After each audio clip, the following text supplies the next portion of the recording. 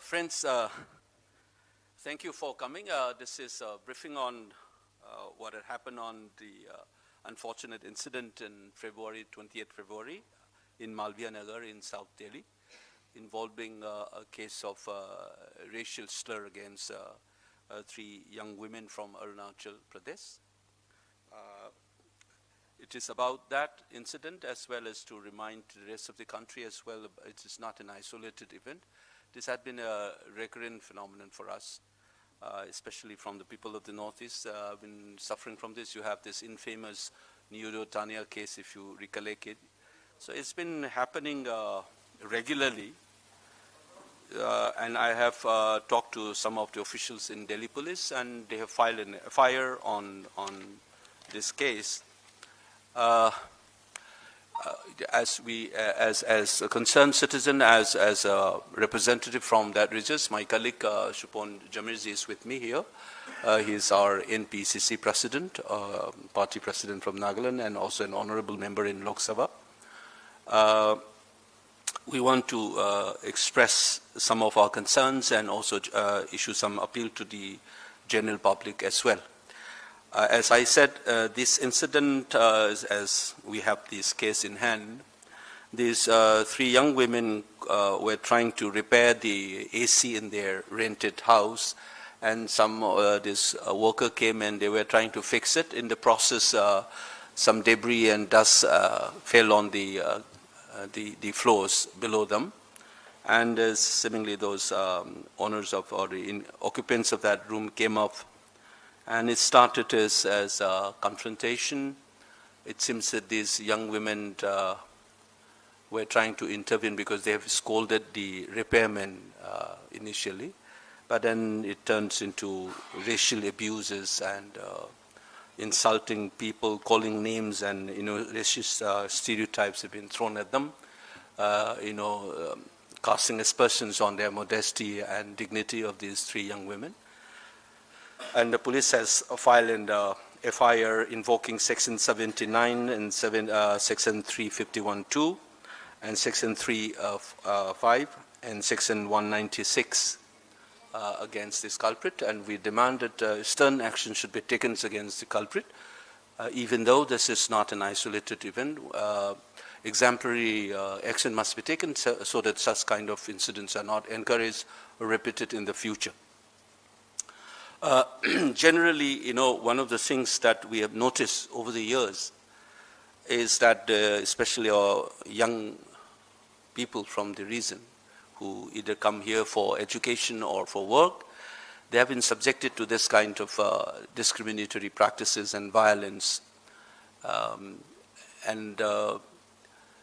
The general attitude among us tend to look at it as individual prejudices. These are not individual prejudices. This is deeply structural. This is a byproduct of larger exclusion of the regions. If you have heard my speech in Parliament, I have reminded this country that the Northeast has been removed from history textbook in school in this country.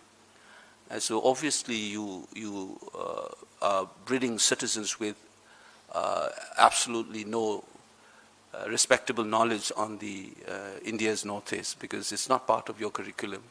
So they become invisible, like a lot of people in this country. They have been marginalized in the process.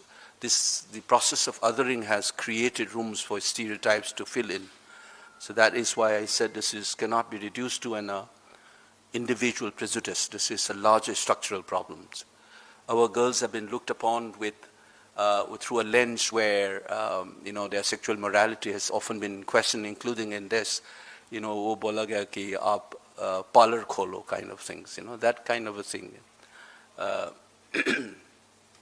And in anybody who has studied racism in this world will know that sexual morality is often used, and the body of the women is often used to humiliate a group of people. You see this in caste violence, you see this in religious violence, and unnecessary stereotypes have been thrown at these young women, including their dresses. And I have often said this, if the spaghettis and hot pants, mini skirts and all these things were only worn by girls and women from the Northeast, many of the shops and boutiques in Delhi and metropolitan cities in this country would have gone bankrupt long time back. We must know that everybody wears it, but you will have a specific stereotype on the girls and women from the Northeast. First of all, it is a choice of the women to decide what to wear, what not to wear, and nobody should have a right to pass comment on that, generally. And the second part is that, to specifically target Northeast, and I have said this before also, this is not unique. This is what the colonizers have done towards the native women. They tried to establish their moral superiority using sexual morality as a lens over the colonized subjects. Unfortunately, this kind of violence against the Northeastern women and girls is part of the remnants of racist ideologies and practices. And this must be squarely condemned, and we must also fight against this kind of discriminatory practices perpetrated against the women in the region. Luckily, the Delhi police has taken up actions on this, and I hope that they follow up their FIR and ensure that justice is done, and exemplary punishment is given to these culprits, so that such behavior is not encouraged in the future. That's the general thing, but we must also know, as I have already said, that this is a larger structural issues. The government, I expect them to take specific measures to deal with these issues. This has been going on for decades. I have already reminded you one of the notorious incidents that came into the national limelight, where again involving a young man from Arunachal Pradesh, Nidhu Tania's case. This has been consistently happening everywhere. For a country who have suffered from racism, you must know Gandhiji experienced it when he was thrown out of the railway compartments in train, and that has sparked in him that resistance. We know about a contemporary experience of India in Australia or in Europe or in Americas, about Indian being denied, houses. No, they refuse to rent houses because your curry is smelling, kind of thing. There are cases that have happened in the United Kingdom. You have cases of dot busters in Canada before. India continues to receive racial assault. So the country who have been at the receiving end of racism and racist attack should be sensitive that racism should not be part of our ethos. And I want to conclude this briefing with the fact that they have invoked this section, BNS sections 196. It's rooted in our fundamental right, Article 15, which prohibits, if you recollect, any form of discrimination based on 5 categories. That is religion, race, caste, sex, and place of birth. That's Article 15. You must be aware that there is a well-known Bollywood production called Article 15. So there were 5 categories. For religion, we accepted that there can be discrimination based on one's religion, and that we often call it communalism. And for caste, we call it casteism. And for reason, we call it regionalism, regional biases based on place of birth. That's the region. And sex, in Article 15, would have sexism and sexist attitude towards women. But this country is, by and large, reluctant to accept that we have a race issue in this country. There is racist attitude among a lot of our sections. That's why our founding fathers have deliberately included race as a category in Article 15. So there is racism and racist, including what well-known American sociologists, proto-American sociologists called Edward Bonina Silva's well-known work, Racism Without Racists. Many of us may think that we are not racist, but our conduct, our behavior, our attitude is racist. It survives. It's the larger structural issues, exclusion, humiliation. This must be fought back.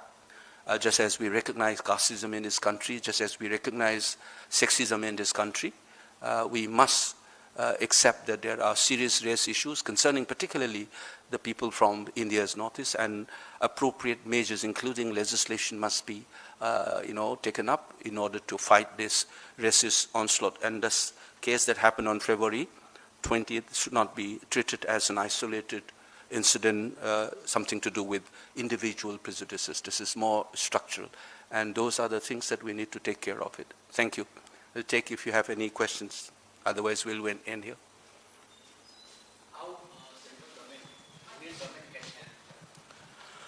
As I said, first of all, what you would like to demand from the central union government, and second thing is that how government can help fighting racism from northeastern people. So I think we have suggested that first of all, we must acknowledge, and due acknowledgement must be given to Delhi police. They have taken up specific measures. They have opened up units to deal with this, because there is a large number of people, young men and women, either studying or working in Delhi and metropolitan cities like Bengaluru and Chennai and Hyderabad, Pune and so on. And I think rest of the others, they should also insist on developing similar measures. But as I said, that there must be legislations to deal with these issues. Anti-racist law, specifically with reference to people from India's northeast. These are exclusion. Racism and casteism, sexism, all these are forms of exclusions. Structural exclusion of these people, either you are excluded because you are a woman, you're excluded because you belong to so-and-so caste, or you are excluded because you come from that religion or this religion. So similarly, you are constantly excluding people. Government must ensure that people are well educated and know this country very well. And I give you this example. If you ask the general mainstream, so-called mainstream children about the longest empire or a kingdom, you will talk about the Mughals and so on. You will barely remember that the Ahoms have ruled for more than 600 centuries. They are Ningthauza dynasty who ruled Manipur for thousands of years. You barely know this, as I often tell you that when I was educated back home in Manipur, during my school days, later on I went outside my home state to study. We know about Kushans and the Cholas and Palas and all these things are part of our history textbook. We barely studied our own history. Now that in our state, our history is taught. But in my generation, we are not taught. And rest of the country continues to ignore the history from the Northeast, and sometimes it is put as an appendix, as a footnote. No, it should not be done in this fashion. People should have the proper education and learn. That will solve a lot of these prejudices. And generally, especially among women, towards women, it is an intersection between our attitude towards women and coupled with dress that produces double violence against women and girls from the Northeast. So these are some of the steps the government can do by making sure that in the curriculum the Northeast has been properly introduced, not as a footnote, but as a legitimate part of history and school textbooks. And appropriate anti-racist law must be taken up by the government specifically to address the concerns of the people from India's Northeast. These are some of the things that we expect, but I am generally appealing to the masses in this country. We have issues of race and racist attack. This should not be taken as an isolated incident. This should not be reduced to individual prejudices. It's not a question of individual prejudices. It's larger structural issues. That's what I've been saying it. If Suponji wants to add anything. I want to supplement one point. See, Government of India has given us, and then in the policy that the Northeast state should be in the Act East policy. Now, in the Act East policy, we want to go ahead, march ahead together, and the educational and the social and all advancements, but not like these harassments. When government policy clearly says that it is an Act East policy where we have to go ahead. But see, the Northeast state, we have the diversity of culture, customs, and social and religions. We have an equal respect of irrespective of any genders. Now, any harassments happens to our Northeast states. Sisterly states, we are sentimentally attached and we respect each other. So any kind of humiliations is intolerable for the Northeast states. At the same time, it is contrary that government has given the policy that the Northeast should be a special category and it has to be Act East policy. We were waiting for that, but instead of getting all these humiliations, it is not tolerable. So we have to fight with the government. We have to we have to ask a special attention. And then see, once we respect each other, we all know the Northeast states is a very important states for our country. Government of India, we are in the border areas. Now, unless, as they have given the policy, unless they act seriously, I think the unity of the country will not come. And the Northeast also another, the states, which is a very important pillars for this great nations. Yeah. You were asking one question. Will you bring this issue in second phase of budget session in Parliament? Yeah, I'll definitely raise these issues. See, I have started in Delhi, I've started in Pune. You have personal experiences of these things, and you've been thinking for decades on this. I have taught in Delhi for long, and my students ranges from those from Kashmir to Kanyakumari, from Rajasthan, Gujarat से लेके Assam और Nagaland तक 30 साल से ज़्यादा मैं पढ़ा रहा हूँ इधर, है ना? So I know how there are a lot of things structurally it happens in Bollywood practices. What the blacks people used to argue about, whitewashing and not giving even the character to be played by the black to the white men. We have seen it. You have celebrated. I had once spoken out against it on national media, if you remember, in 2014, on the choice of Priyanka Chopra for Mary Com's film. And then there's controversies around Akhuni. And a lot of people try to dismiss these things by saying, oh, you are reading too much. But remember that when the film Samet on Indian Air Force with this Sridevi's daughter, including Air Force, reacted. Why, it is concerned as the Northeast, then you tend to say, cinema hai bhai, kitna seriously kyun le rahe ho, kind of thing. But when it concerns with the representation of caste ke baare mein aa jata hai, ya koi religious community, Muslims or Hindu ke baare mein aa jata hai, to ek national mudda ban jata hai usme. And people, including Air Force, reacted, appropriate misrepresentation ke baare mein baat karega. Lekin when it comes to Northeast, you try to dismiss as personal prejudices or you're reading too much. That's the kind of a double standard that we have seen. There is a very well-known singer here who's of Manipur origin, John Wainam. He just put up on his social media how he still faces. He's a very popular. He's there in Delhi circuit or in many of the metropolitan cities. He was one of the most sought-after singer.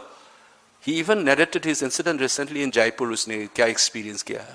So this is not an isolated incident. You must know what I'm saying here. And people should, I know, basically it's education. That rest of the country को याद रखना चाहिए कि आप S.D. Burman का गाना सुनोगे, बॉलीवुड का जो legendary music director, वो नॉर्थ ईस्टर्न का बंदा था, वो त्रिपुरा का. उसका mother जो है is born of a Meitei mother. His mother was a Manipuri. S.D. Burman, R.D. Burman का जो पिताजी है.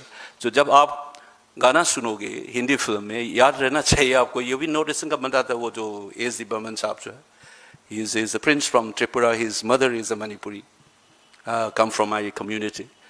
So, people don't know these things, so you must understand these are larger issues. That's why I said racism is a form of exclusion, that's why I said. So you need to include, and there's larger issues.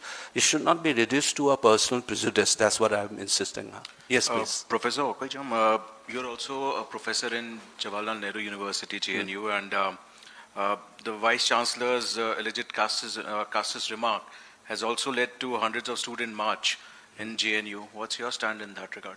I have yet to see. I was trying to figure it out, what has gone on, because though I have so many other concerns, I have an additional, but any casteist remark is condemnable, it's unacceptable to me, as any racist remark would be.